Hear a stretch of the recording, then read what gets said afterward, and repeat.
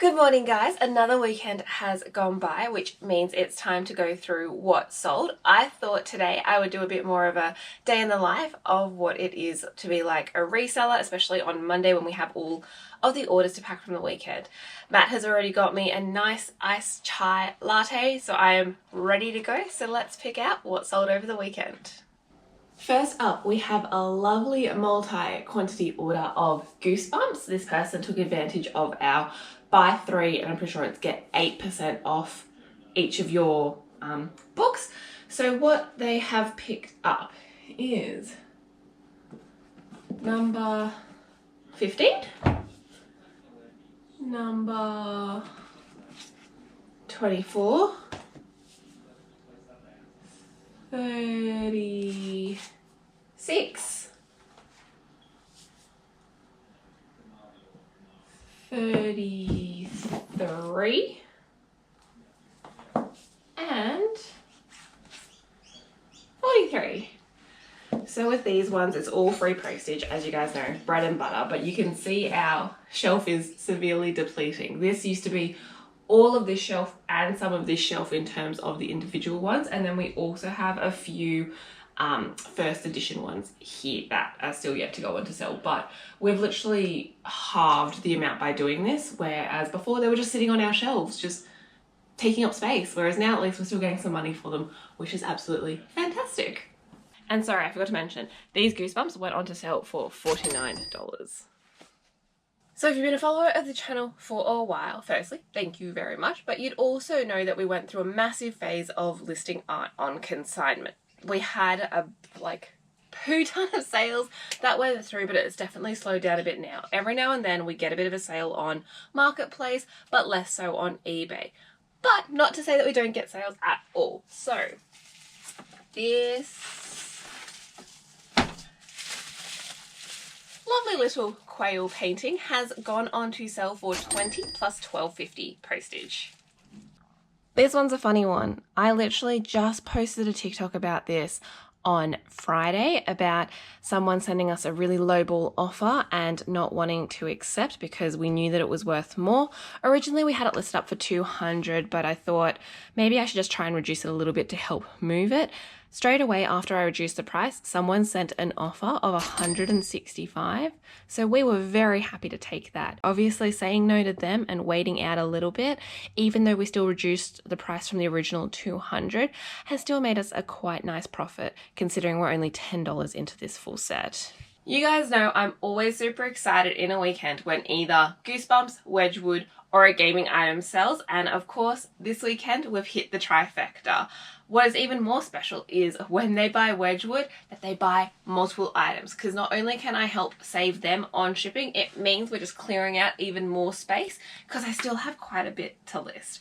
But what this lovely person has bought, so we have some plates in here.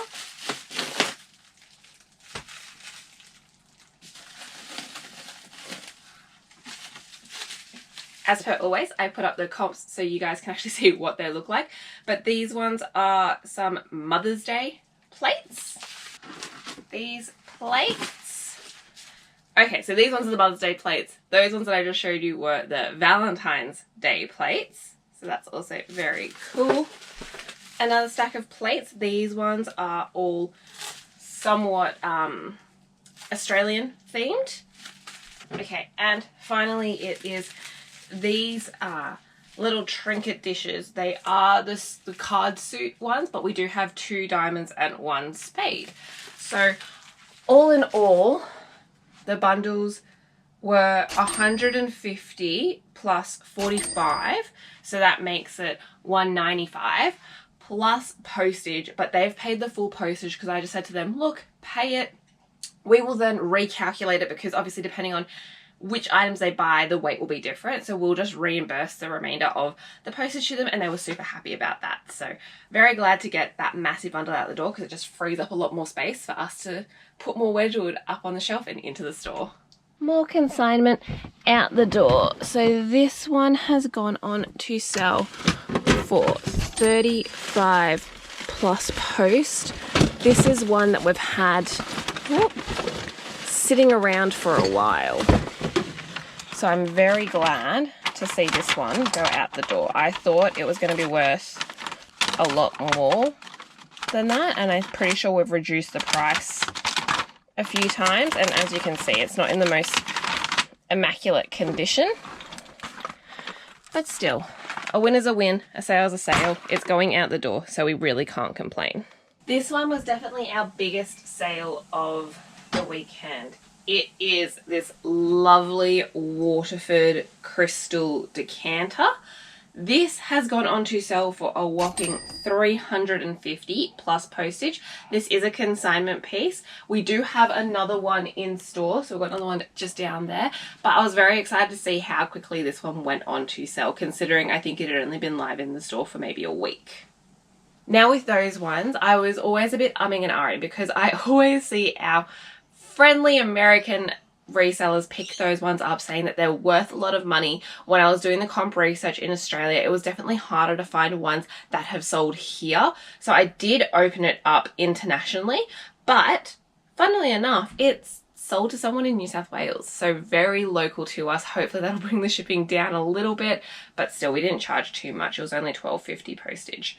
But it's one of those things where you've got to be careful with what you learn, right? Because what works over there, and I've said this 1,000 times, doesn't always work here unless you're willing to open up your shipping completely international, which can be a pain in the ass sometimes. So we, at the Comat Exchange, have slowly started releasing things internationally. As you know, we do love to open our Wedgwood stuff internationally because the market generally is bigger there, but the occasional collectible item we might open up internationally as well.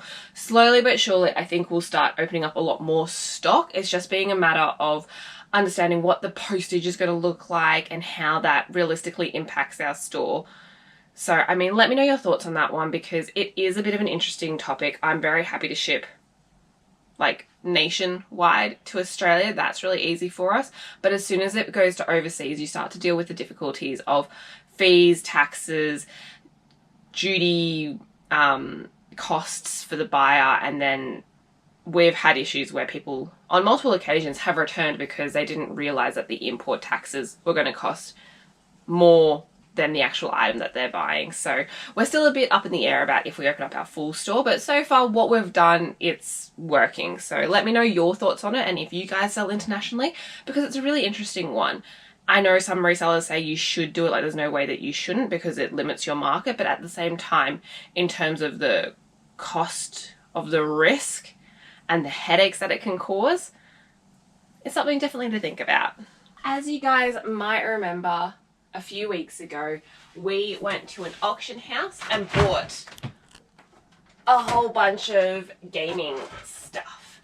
Now, looking back at it, it's probably not something that we'll look to do again in the future, but this was a heavy hitter. This is the reason why we wanted to get the bundles in the first place, because if this had worked, we could have sold it alone for over $300. Unfortunately, when I got home and tested, there was no power. Now, I know I'm a lot savvier with video games than I used to be. I'm not afraid to open them up, but at the same time, I just didn't know what to do with this one. So in terms of making a bad decision into a quick flip, we thought, you know what, this still sells faulty online, so we will just list it up and see if it goes. And it went within 48 hours of us listing, albeit at a slightly discounted rate. So originally we put it up for $160 plus postage. They sent us an offer. We counted for $145, and you know what? $15 off. Not too shabby to move this along. We still need to make our money back. I've got the Xbox One currently listed as well. It's got a few watches, and I'm still yet to go through the rest of the pedals and everything else. It's just a bit of a daunting challenge for me that I'm not quite ready to face yet, but at least this puts us in the right direction to start getting our money back. So these ones were also from a purchase we regret doing. I know we've said shoes are not our favorite, and yet I magically keep on buying them, but these ones have beautifully gone on to sell for $35 plus postage. That's all of our sales done for today. Picked, now time to pack. I'll just do a sped up version of me packing so you can sort of see the process of how I go through and package each of the different items. So let's go.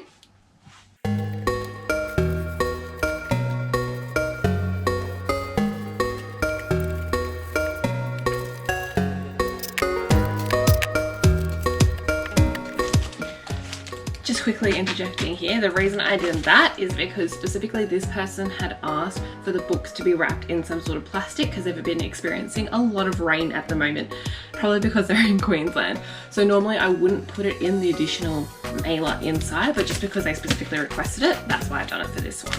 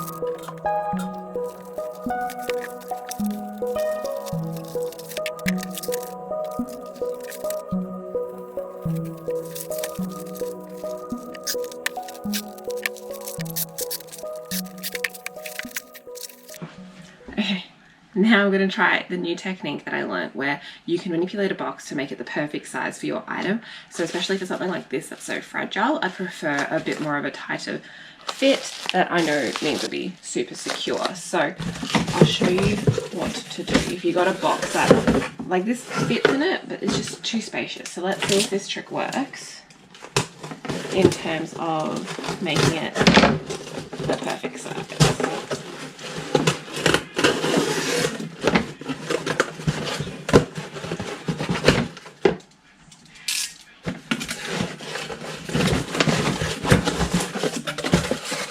What I have learned is though that depending on what size you're doing, you have to make sure that you've got all of the wrapping that you're going to include around it. So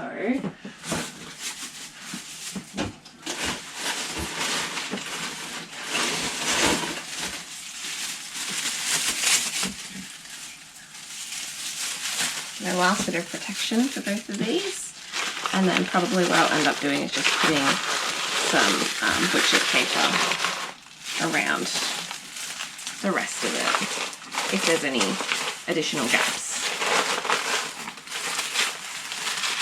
Okay. Now there is no way this is breaking in the mail.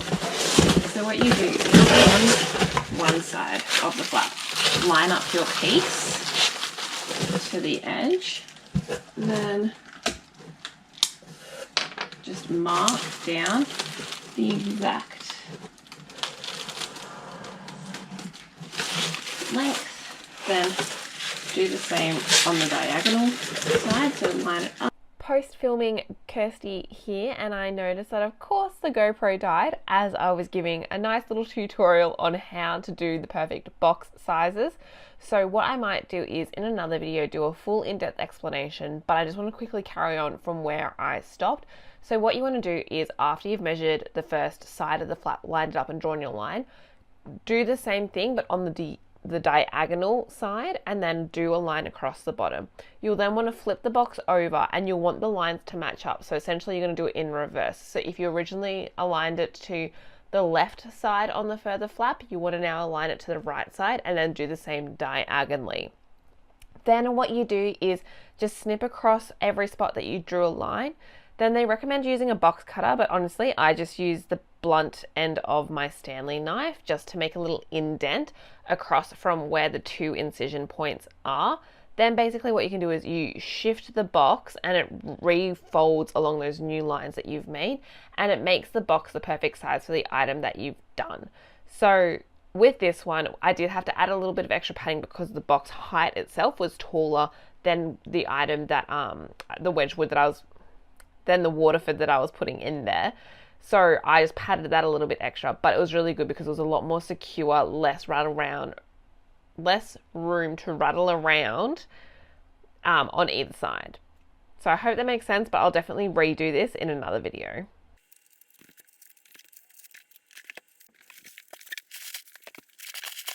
I'm just quickly throwing some things in the wash that I picked up over the weekend from some op shops and the markets. So I've got all of this stuff here, really cool jackets. So I'm going to pop them into the washing. And then I've also got these 2 cool shirts. This one is like a Swans Nike one, and then this one is an Arsenal's jersey. However, this one has got a bit of some dirt marks on here, so I will give that one a quick spray before I throw it in the wash.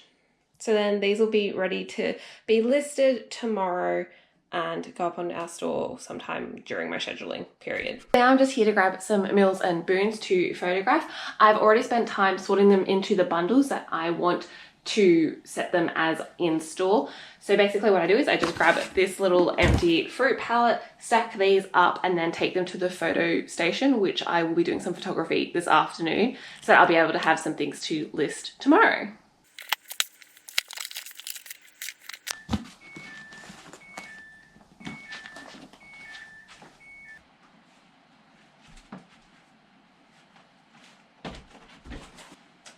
So I already have a few things ready and lined up to be photographed. These things are things I've tested already last week.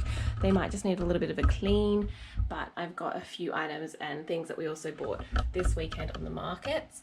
I always prefer to list whatever I pick up on the weekend as soon as possible, first thing on a Monday, at least like taking the photos and scheduling it up, just because I know I have so much other work that this is a really quick and easy task that I can just tick off my list. It's done and dusted, then I don't need to think about it, and it's not just adding to the backlog of everything else, whereas I know with a lot of those things I really need to get into a rhythm and a flow of like testing out the cartridges or testing out the consoles or sorting out the Wedgwood and creating bundles that were then ready to be photographed. So when I'm in those sorts of flows, that usually is like a whole day's worth of work, whereas this stuff I don't want to be chopping and changing as much because I do pick up a lot more random stuff, which is also why we just threw the clothes in the wash, so then they can be washed and dried and ready to add to this pile this afternoon for tomorrow's photography session. So now what I'm doing is I'm going to take photos of a few of the items. I have quite a few individual game cartridges, which obviously stack up to be individual listings on their own.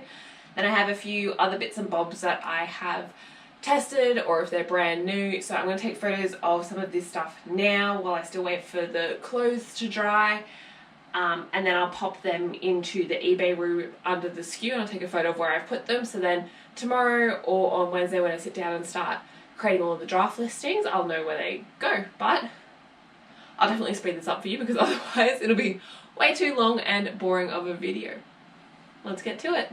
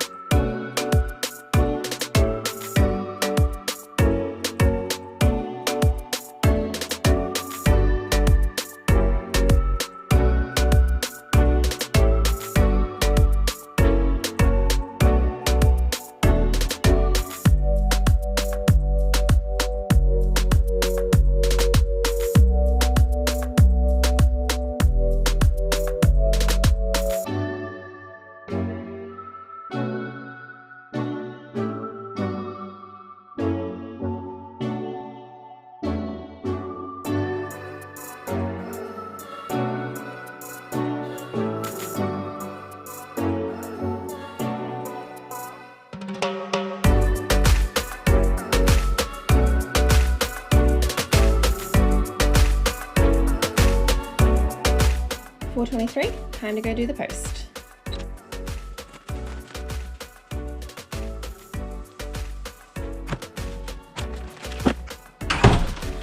Just like that, in and out in like 5 minutes. Now it's coffee time. Coffee. Yum yum. So just made myself a coffee, got myself a little bit of a sweet treat, and basically now for the rest of the afternoon I'm going to be editing this video for you guys so then you can see it first thing tomorrow morning. I hope it has been somewhat insightful of what my day is like. Generally, most Mondays are relatively the same like this. Sometimes I sub out the photography for testing consoles. It really just depends on what my mood is feeling and also how big that pile on my photography station has gotten. If there isn't many there, then I'll definitely jump on to listing. Then I'll definitely jump onto testing. Occasionally, if I've done some stuff over the weekend, I might actually have some listings to do. It really just varies. Also, sometimes I might start editing this video earlier so then I can also start working on the video from this weekend where I go to garage sales, jumble sales, church sales, you name it. That video generally also gets edited today or tomorrow. But yeah, I'm in my comfort zone now. I get to relax for the rest of the afternoon because I do find editing quite enjoyable. But I would also love to hear what you guys do on a Monday morning, on your normal week. This is me. This is my life as a full-time reseller. Hopefully I can get a little bit more productive. I will admit I took a cheeky 2-hour lunch break today, but I mean, I've got to take it as it goes and listen to my body. My body was very tired today, so I knew that I needed that little bit longer of a break, so I took it. And that's the benefit of doing this job. I can dictate my own breaks and I can work when I want to work. I will see you guys on the next one. Bye.